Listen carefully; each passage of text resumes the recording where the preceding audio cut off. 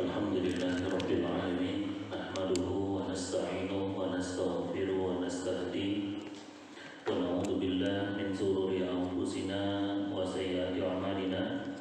May yahdihillahu fala mudilla lahu wa may yudlilhu fala hadiya lahu. Asyhadu an la ilaha illallah wa asyhadu anna Muhammadan 'abduhu wa rasuluh. Allahumma shalli 'ala Muhammad wa 'ala alihi wa ashabihi ajma'in. Allahumma taqabbal minna innaka antas sami'ul 'alim wa tub 'alaina innaka antat tawwabur rahim. Rabbi zidna 'ilma warzuqna fahma. Jamaah salat zuhur Masjid Al-Mi'raj yang dirahmati Allah, alhamdulillah kita bisa menunaikan sebuah ibadah yang amat sangat dinanti-nantikan oleh orang yang telah meninggal dunia. Ada orang mati diizinkan untuk balik ke dunia sejenak, mereka ingin sholat zuhur berjamaah bersama-sama kita, ingin zikir bersama kita, ingin bermajlis ilmu bersama kita. Dan bersyukurlah kita yang hadir hari ini, khususnya di masjid ini, kita sedang berada pada angan-angan orang yang telah tiada. Jemaah dirahmati Allah, kita bahas pembahasan baru tentang buku yang berjudul Meraih Pahala Besar dengan Amalan Ringan yang ditulis oleh Muhammad Khair Yusuf. Bisa dilihat di cover belakangnya, di belakang sendiri. Di sini disebutkan semua manusia menginginkan keuntungan berlipat ganda dalam segala aktivitasnya. Mereka ingin walaupun hanya dengan mengeluarkan modal sekecil-kecilnya bisa mendapatkan keuntungan yang sangat besar. Ya, begitu pula para ahli ibadah, mereka mengidamkan pahala yang sangat besar hanya dengan sedikit amalan. Ingatlah firman Allah Subhanahu wa taala, perumpamaan nafkah yang dikeluarkan oleh orang yang menafkahkan hartanya di jalan Allah adalah serupa dengan sebutir benih yang menumbuhkan 7 bulir. Pada tiap-tiap bulir terdapat 100 biji. Allah melipat gandakan ganjaran bagi siapa yang Dia kehendaki, dan Allah Maha Luas karunia-Nya lagi Maha mengetahui. Jadi dalam penjelasan ini yang ditulis oleh Muhammad Khair Yusuf, manusia itu rata-rata pinginnya juga seperti itu. Pinginnya itu kerja dulu, bayaran gede. Ingin manusia, jika demikian kalau kita beramal akhirat, ingin amalnya ringan, sederhana, gampang, tapi berpahala besar. Mungkin kalau boleh Ustaz kasih pembanding, tanpa bermaksud meremehkan profesi apapun, karena semua ada hikmah di balik itu. Misalnya ada seseorang bekerja di sebuah perusahaan, dia digaji sebut nominalnya 5 juta. Ada orang dia tidak ikut perusahaan, dia tidak ikut orang, dia kerja sendiri, dia bisa memperoleh dalam 2 hari sampai 5 hari atau 1 minggu dia dapat 5 juta dengan penghasilan sama, cuman beda efisiensi waktu. Ya, ada orang ada atasnya 5 juta aku bisa total motori uang, total mobil, total barangnya konco, jadi maklar tanah, tapi aku waktu bebas. Mungkin ada caranya, ada yang seperti itu. Itu maknanya. Ini sebuah ilustrasi, sebuah gambaran sederhana, gambaran gampang. Untuk mendapatkan pahala yang berlipat-lipat dengan sedikit amalan, tentu saja perlu adanya tips jitu. Buku inilah yang akan membahasnya. Di sini dimuat amalan-amalan kecil, ringan, sederhana, dan sangat mudah untuk kita kerjakan, tapi manfaat dan pahalanya luar biasa. Anda akan terpukau dengan banyaknya hadis yang membicarakan pahala-pahala besar yang diperoleh dari perbuatan-perbuatan yang mudah dan sederhana. Ini mungkin akan menimbulkan pertanyaan, bagaimana mungkin Allah membalas amalan-amalan kecil dengan pahala-pahala yang berlimpah? Ketahuilah rahmat Allah lebih luas daripada semua itu. Semua itu dapat terwujud karena rahmat dan kasih sayang Allah. Dialah Zat yang Maha Dermawan dan Maha Pengasih yang memberikan balasan pahala besar dari ukuran timbangan hambanya, jangan dilewatkan. Jadi jamaah yang dirahmati Allah, nanti dalam buku yang ditulis oleh Muhammad Khair Yusuf ini hanya sedikit amalan-amalan gampang, dan ini semua bisa, namanya juga amalan ringan. Jadi enteng semuanya. Semua bisa, laki, perempuan, tua, muda, kaya, miskin, semua bisa mengamalkan. Makanya dikasih judul meraih pahala besar dengan amalan ringan. Kerjanya ringan, kerjanya enteng, kerjanya dulu, bayarannya gede, gitu kan.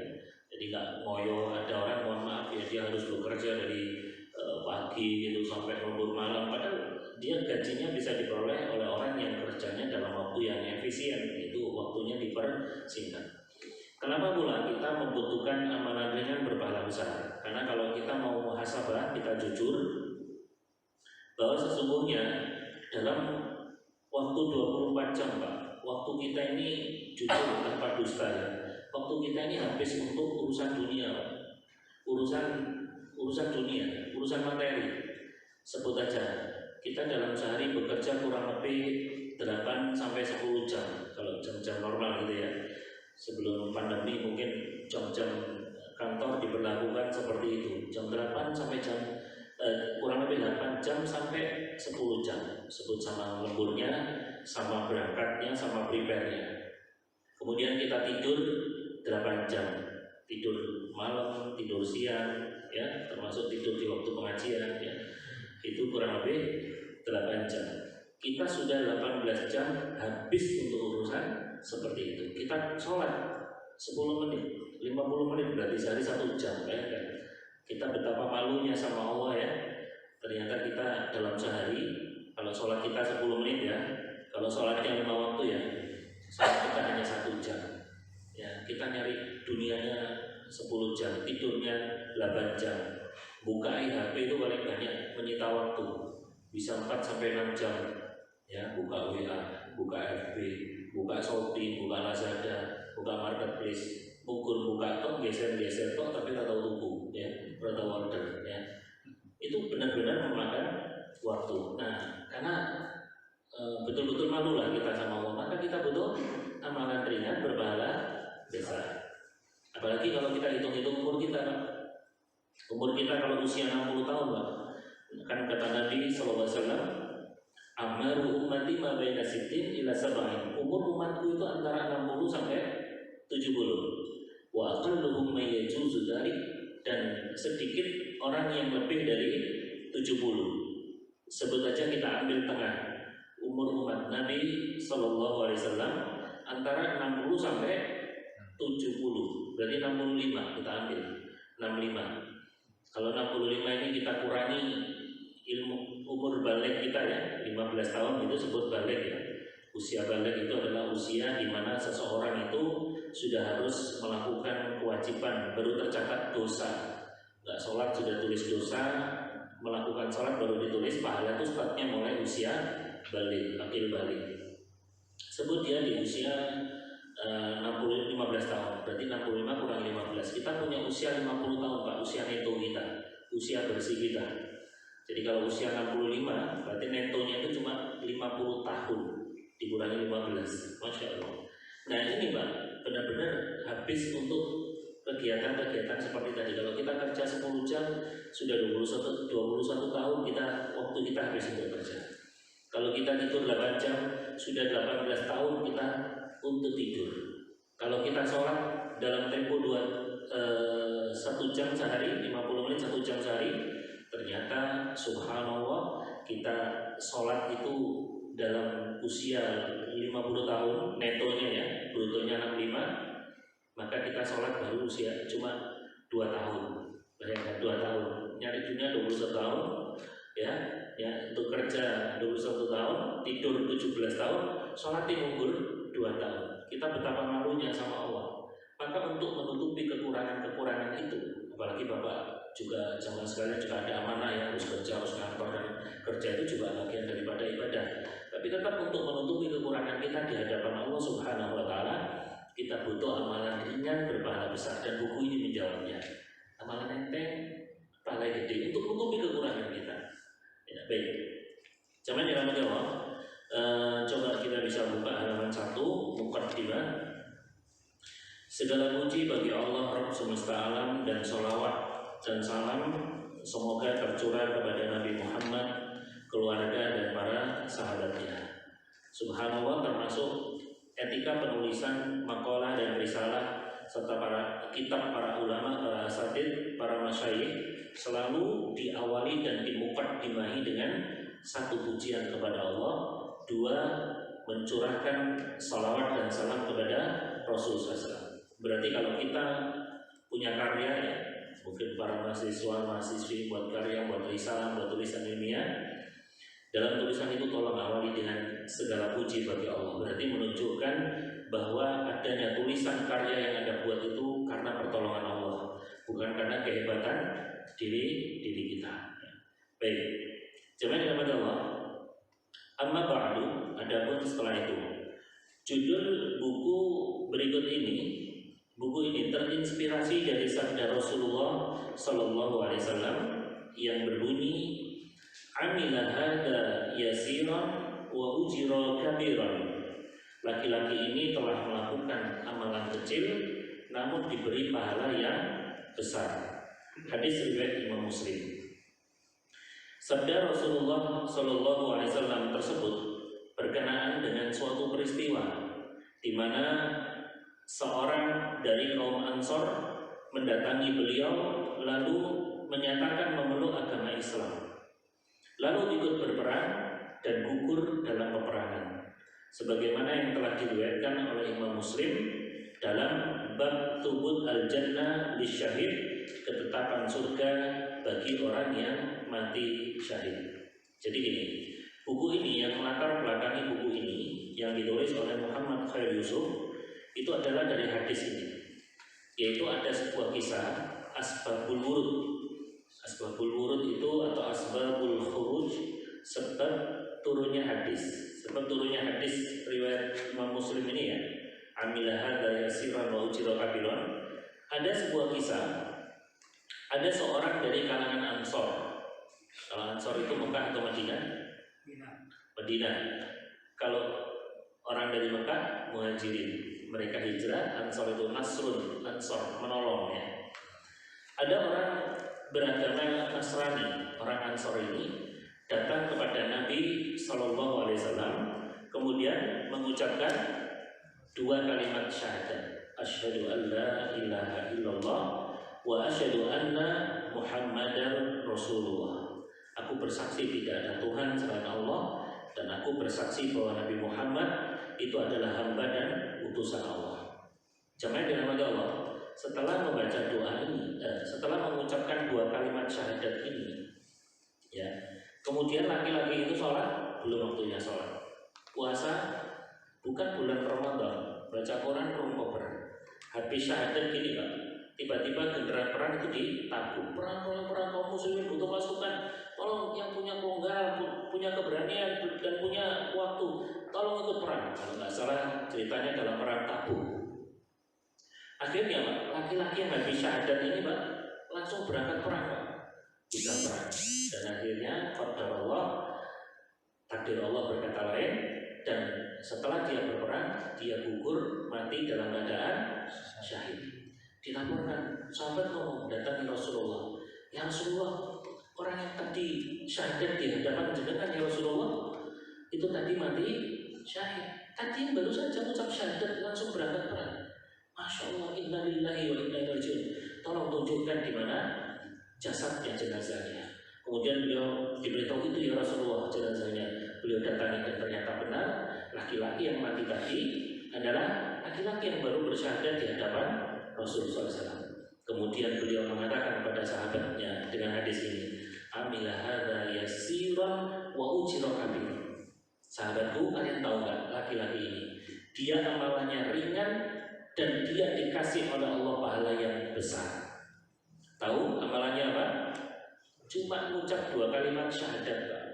Semua orang bisa ya, dan dia yakin ya tentunya. Dia mengucapkan dua kalimat syahadat, asyhadu an la ilaha illallah, asyhadu anna Muhammadar Rasulullah. Dia belum sempat sholat, dia belum haji, dia belum baca Quran, apalagi puasa, dia belum zakat, belum sedekah. Cuma amalnya satu, yaitu syahadat. Allah kasih pahala yang besar, wa ujira kabiran. Allah kasih pahala yang besar. Pahala yang besar itu berupa apa? Surga. Bayangkan, sampai Abu Hurairah dalam menjelaskan hadis ini, beliau menjelaskan satu-satunya penghuni surga, satu-satunya penghuni surga yang tak pernah keningnya bersujud, yang tak pernah rukuk, itu cuma laki-laki ini. Kalau tidak salah di dalam beberapa riwayat laki-laki itu bernama Usairim bin Abdul Ashhal. Usairim dari keturunan Bani Ashhal. Ini laki-laki yang tak pernah sujud, pernah tahu sholat, keningnya nggak pernah nyentuh tanah untuk bersujud kepada Allah, lisannya nggak pernah baca Quran, uangnya nggak pernah dikeluarkan untuk zakat dan infak, tapi masuk surga cuma ini. Sehingga dari sinilah kemudian ditulis buku Meraih Pahala Besar dengan amalan ringan. Nah, kita kan juga pengen gitu kan, amalnya enteng-enteng, dilu-dilu, tapi pahala gede. Sama kerjanya dilu. Ada teman itu konsultan, dia cuma ngobrol ngomong dikit, tanda tangan sudah bayarannya gede. Mungkin bisa diperoleh oleh orang yang kerja harus setahun ya, karena gajinya besar. Masya Allah. Nah itulah yang diharapkan supaya kita bisa memaksimalkan usia kita yang sangat terbatas 60-70. Kita harus melipat gandakan amal-amal soli kita dengan cara mencari amal-amalan yang ringan tapi pahalanya besar. Coba yang dirahmati Allah, kita langsung masuk halaman 7. Karena ini hanya mukaddimah saja, nanti bisa dibaca, hanya ucapan terima kasih dan lain sebagainya. Kita akan langsung masuk. Jadi di dalam daftar isi ini nanti buku ini berisi, kalau di Romawi 5 ya, daftar isi mukaddimah, nanti ada bab ibadah, bab masjid, bab zikir dan doa, bab sedekah dan infak, bab jihad, bab muamalah dan akhlak.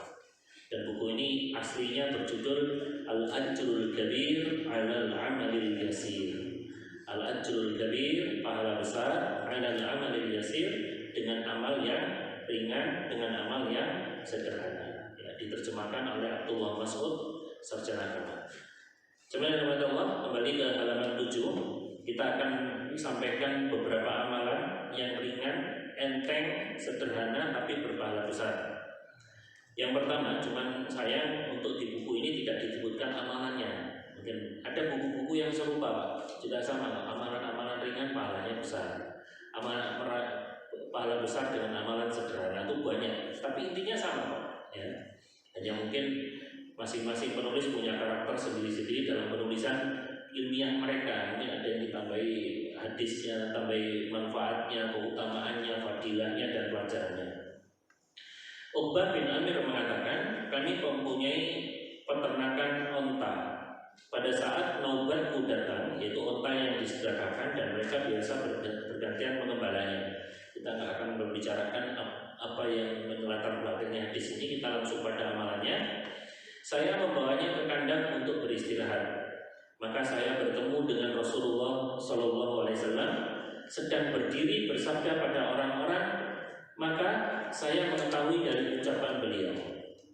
Ketika kami istirahat di kandang, maka Nabi mendatangi dan kemudian beliau bersabda, "Man tawadda'a min muslimin yatawadda'u fayuhsinu wudu'a thumma yaqumu fayusalli rak'ataini muqbilun 'alaihima biqalbihi wa wajhihi illa wajabat lahul jannah."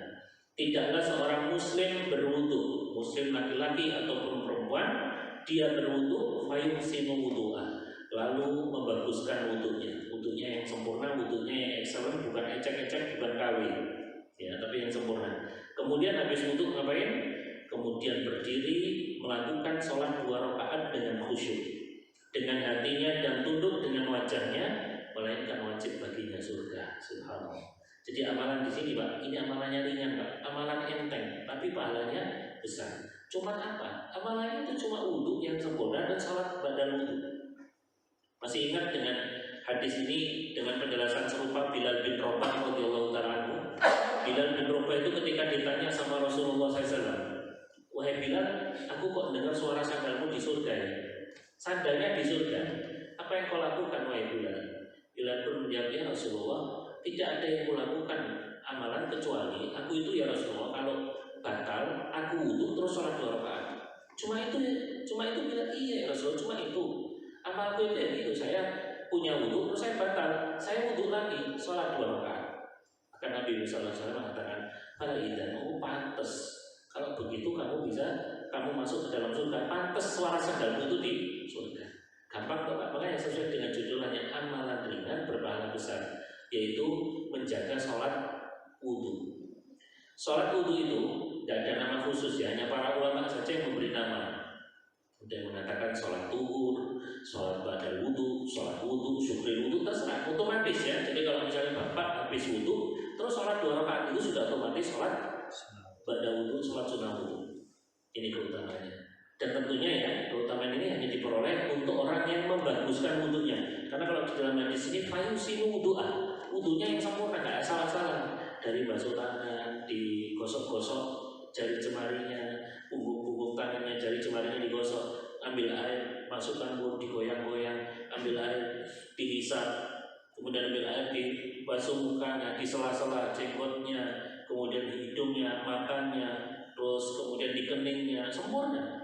Ya, tangannya sampai siku, rambut dari ujung sampai ke belakang, langsung ke telinga, jari telunjuknya ke dalam telinga, jari jempolnya di daun telinganya, masya Allah, itu berarti wudhunya sempurna. Orang kalau melakukan wudhu yang sempurna, kemudian dia sholat 2 rakaat, illa wajabat alaihul jannah, surga wajib baginya. Dan tentunya ini amalan ini harus apa?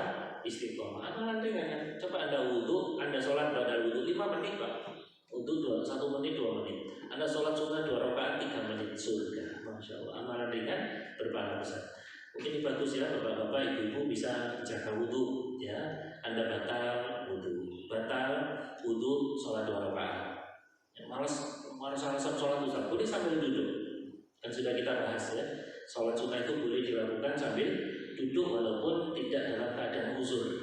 Sholat pada zuhur, sholat duha, sholat malam boleh sambil duduk. Sholat istikharah, walaupun cek di istikharah orang merespon belas, ya istikharah bolak-balik ya. Di WA centang loro biru ini nggak harus menyakitkan banget ya. Anda boleh sambil duduk melakukannya. Ini supaya tetap istiqomah. Asal-asal sholat pada zuhur duduk nggak apa-apa, pahalanya separuh daripada sholat berdiri. Duduknya boleh bersila, duduknya boleh sembujung, duduknya boleh di atas kursi, duduknya boleh seperti tahiyat, semua duduknya dibenarkan. Baik, coba dirahmati Allah. Selanjutnya, amalan ringan berpahala besar, halaman 8. Tiba-tiba seseorang di depan saya bertanya, yang disampaikan sebelumnya lebih baik. Saya menatapnya, ternyata dia adalah Umar radhiyallahu ta'ala. Ia berkata, saya melihat saat kamu datang tadi. Lalu Umar melanjutkan hadisnya. Ma minkum min ahadin yatawadda fayuballighu aw fayusbihul wudu thumma yaqul, tidaklah salah seorang kalian berwudu lalu menyempurnakan wudunya, kemudian dia mengucapkan asyhadu an la ilaha illallah wa anna muhammadan abduhu wa rasuluh. Aku bersaksi bahwa tiada Tuhan yang berhak disembah selain Allah, dan saya bersaksi bahwa Nabi Muhammad SAW adalah hamba dan Rasulnya. Kalau orang habis itu membaca doa ini, kata Nabi, illa futihat lahu abwabul jannah at-thamaniyah yadkhulu min ayyiha sya', melainkan dibukakan untuknya 8 pintu surga dan dia bisa masuk melalui pintu manapun yang dia kehendaki. Ketika orang habis wudu baca doa ini, sama Allah dibukakan pintu surga di kongkon mlebu. Sakarep kongkon pintu mlebu ndi, masyaallah. Ya.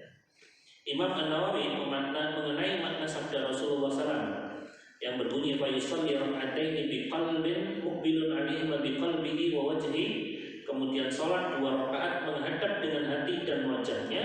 Berkata Rasulullah SAW, menggabungkan macam-macam khudu', tunduk dan patuh, dan khusyuk dengan 2 kata ini, yaitu muqbilun 'alaihi wa biqalbi wa wajhi. Karena khudu' dilakukan oleh anggota badan, kalau khusyuk dilakukan oleh hati.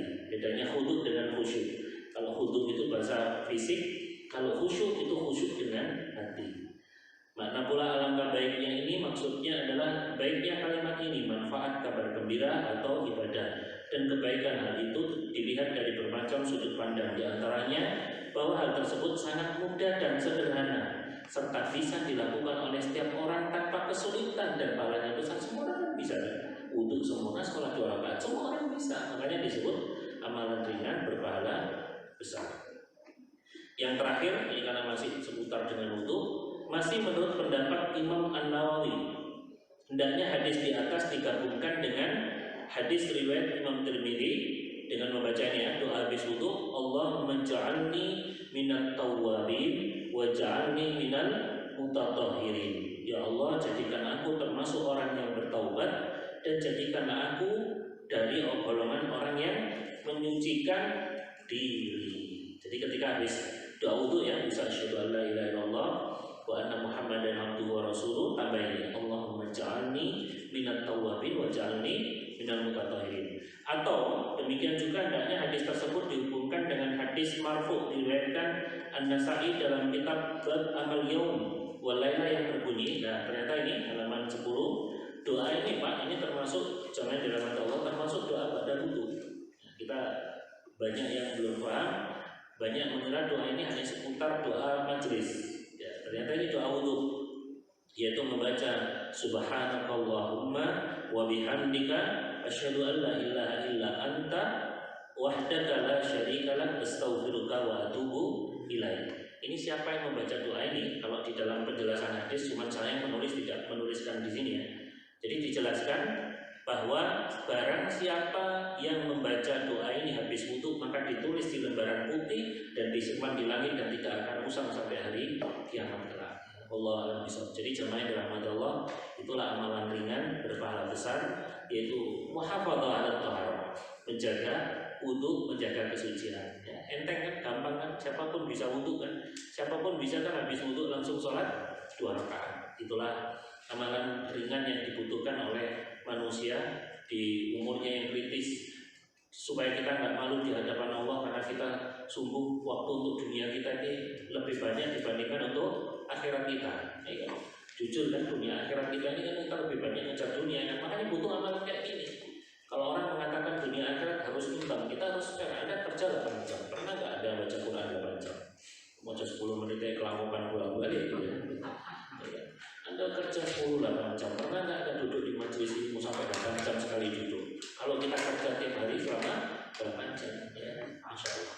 Itulah jamaah yang dirahmati Allah, sebagai mukaddimah, sebagai pembahasan awal dari buku Meraih Pahala Besar dengan Amalan Ringan.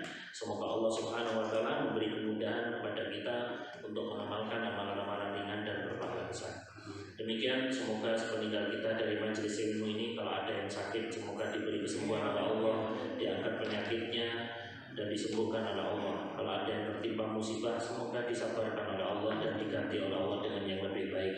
Kalau ada di antara jemaah sekalian ada yang dalam keadaan kesulitan, semoga Allah mudahkan urusan Anda. Kalau ada yang terlilit hutang, semoga Allah memberi Anda rezeki yang luas, yang banyak dan yang barokah, sehingga hidup Anda terbebas dari lilitan hutang piutang.